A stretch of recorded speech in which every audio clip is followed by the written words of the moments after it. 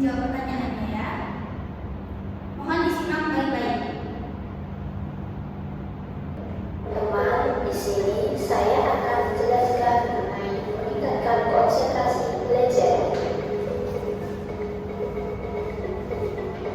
Apa sih konsentrasi belajar itu?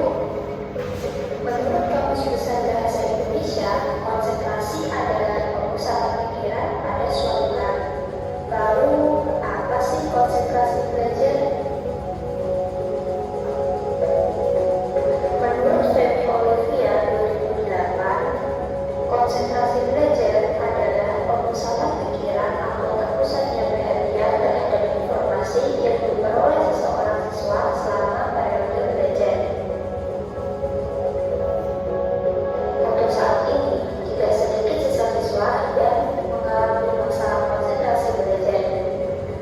Hal tersebut dapat mengganggu dan menghambat proses pembelajaran siswa.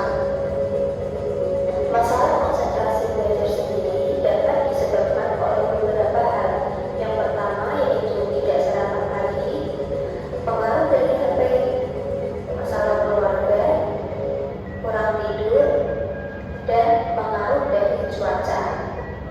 Di sini, saya akan membagikan tips meningkatkan konsentrasi belajar siswa. Yang pertama yaitu memodifikasi ruang belajar.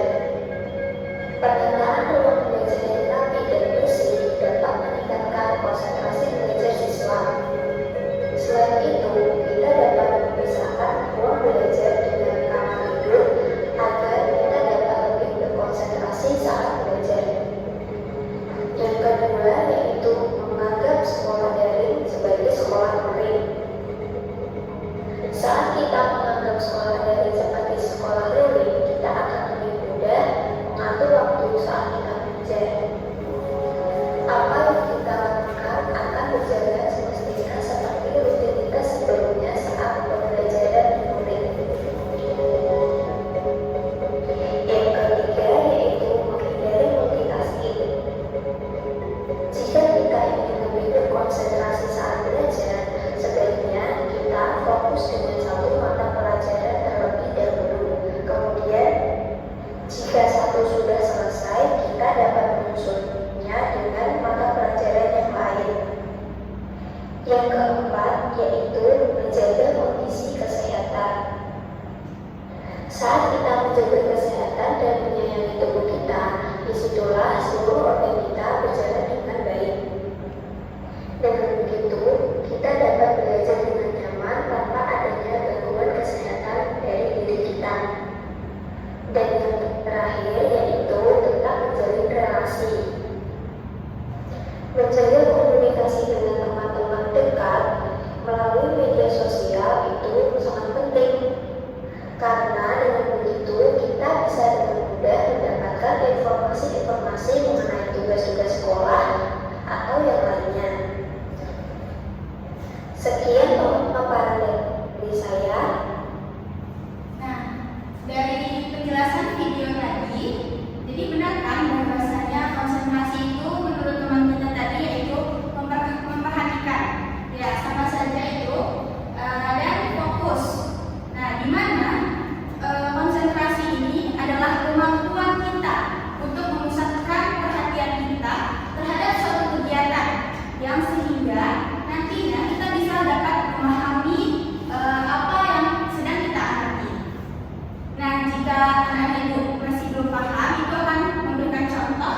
Misalnya, ketika ibu di depan sedang memberikan tugas untuk esok hari, misalnya ibu bilang, besok tolong kerjakan tugas rumah pada halaman 10 bab 1 dan akan dikumpulkan besok hari. Nah, bagi anak-anak ibu yang mendengarkan dan fokus mendengarkan ibu di depan, maka akan mengerjakan tugasnya dengan baik dan membawa tugasnya besok pagi. Nah, sedangkan